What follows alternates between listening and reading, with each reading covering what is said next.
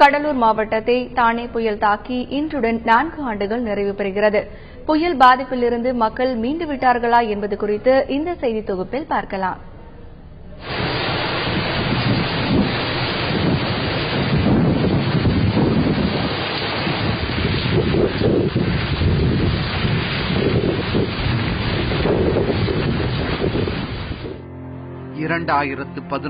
ஆண்டு டிசம்பர் மாதம் இதே நாள் அசூர வேகத்தில் வீசிய தானே புயல் கடலூரை சீர்குலைத்தது. புயலின் சூறாவளி காற்று 2 லட்சம் மரங்களை வேரோடு சாய்த்தது. விவசாயிகளின் வாழ்வாதாரமாக இருந்த பலா, வாழை, தென்னை, முந்திரி என ஆயிரக்கணக்கான மரங்கள் வேரோடு சாய்ந்தன.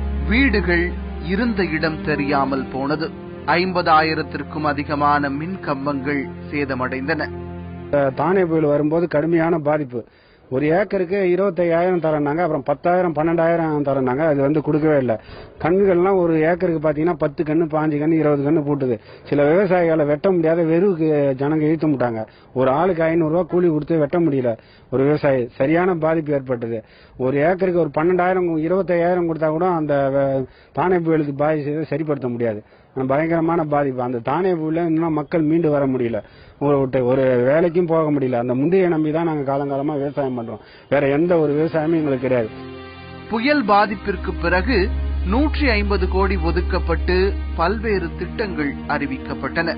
வீடுகள் கட்டுவதற்காக அறிவிக்கப்பட்ட தொகையில் பாதி தொகையே வழங்கப்பட்டதாகவும், நிவாரணத் தொகை வழங்குவதில் முறைகேடுகள் நடைபெற்றதாகவும் மக்கள் அதிருப்தி தெரிவித்துள்ளனர்.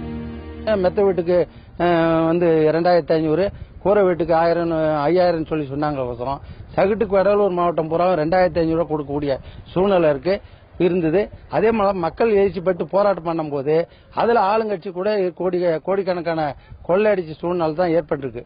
தானே புயல் வருது, இந்த வெள்ளம் வந்தது, அதே சுனாமி வந்ததுன்னு சொல்லி சொன்னா அதை மக்களுக்கு சென்றடைய இருக்கக்கூடிய முக்கியமான அதிகாரியிலிருந்து ஆளுங்கட்சிக்காரன் கூடிய சுரட்டக்கூடிய சூழ்நிலை தான் இன்னைக்கு இருக்கு.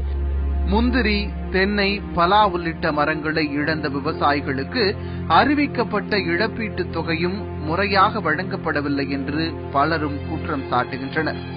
முந்திரி பயிர் பாதிக்கப்பட்ட விவசாயிகளுக்கெல்லாம் பேக்கேஜ் போட்டு தொடர்ந்து 3 வருடங்களுக்கு இந்த வருடம் முந்திரி கண்ணும், தொடர்ந்து 3 வருடங்களுக்கு அதுக்கு வேண்டிய உரம், பசுந்தாள் உரம் போன்றவையெல்லாம் தருவதாக சொல்லி அந்த பேக்கேஜ் அறிவித்தார்கள் முதலமைச்சர் அவர்கள்.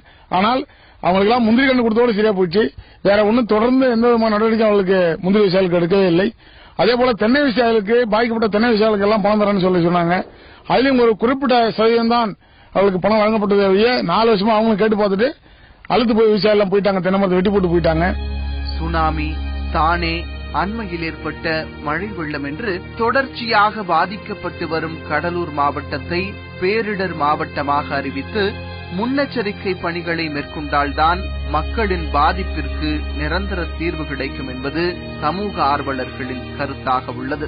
தந்தி செய்திகளுக்காக கடலூரிலிருந்து செய்தியாளர் தேவநாதன்.